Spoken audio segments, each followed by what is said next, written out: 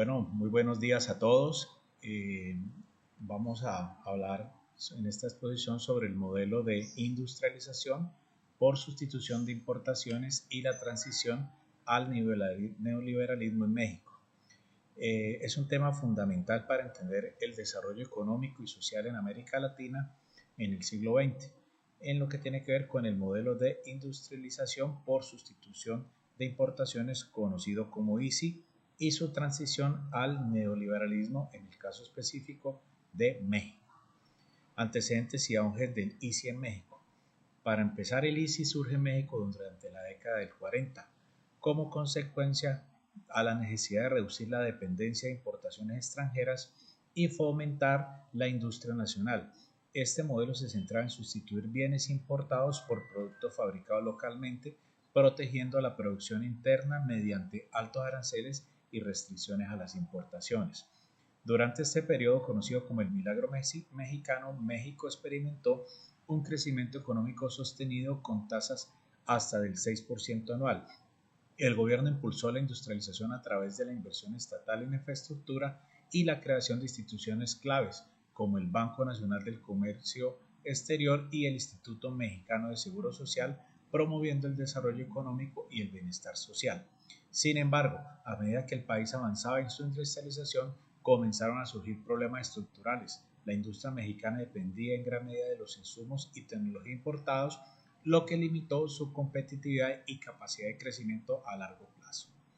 Segundo, crisis del ISI de 1970 a 1982. A finales de la década del 60 y a principios del 70, las limitaciones del modelo ISI se hicieron evidentes. La falta de competitividad de las industrias locales y la sobreprotección estatal generaron ineficiencias y altos costos de producción. Además, el déficit fiscal y la creciente deuda externa se convirtieron en problemas apremiantes. Un factor que exacerbó esa crisis fue la dependencia del país en los ingresos petroleros cuando los precios del petróleo cayeron a principios de los años 80. México, que había apostado fuertemente por el petróleo como fuente de financiamiento, entró en una profunda crisis económica. En 1982 el país declaró la suspensión de pagos de su deuda externa, lo que llevó a una grave devaluación del peso y una inflación descontrolada.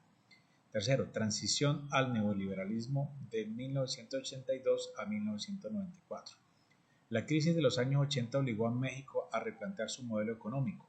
Bajo la presidencia de Miguel de la Madrid y más tarde con Carlos Salinas de Gortari, el país adoptó políticas neoliberales como condición para recibir asistencia del Fondo Monetario Internacional y del Banco Mundial. Estas políticas incluyeron la liberalización del comercio, la privatización de las empresas estatales y la reducción del gasto público. Uno de los fenómenos más significativos de esta transición fue la firma del Tratado de Libre Comercio de América del Norte, TLC-CAN, en 1994, que integró a México con la economía global y consolidó su orientación hacia el libre comercio. Este tratado marcó el fin definitivo del modelo ISI, posicionado a México como un socio comercial estratégico de Estados Unidos y Canadá. Sin embargo, esta apertura económica trajo consigo consecuencias importantes. Aunque México logró estabilizar su economía y atraer inversión extranjera, el costo social fue alto. Aumentó la pobreza, desigualdad y desempleo en sectores no competitivos como la agricultura y la pequeña industria. Conclusiones. En resumen, el tránsito de México del modelo ISI al neoliberalismo refleja los desafíos que intenta desarrollar una economía industrial en un contexto global complejo. El ISI fue efectivo para impulsar el crecimiento en un primer momento, pero sus limitaciones estructurales, combinadas con factores externos como la caída de los precios del petróleo, precipitaron su colapso.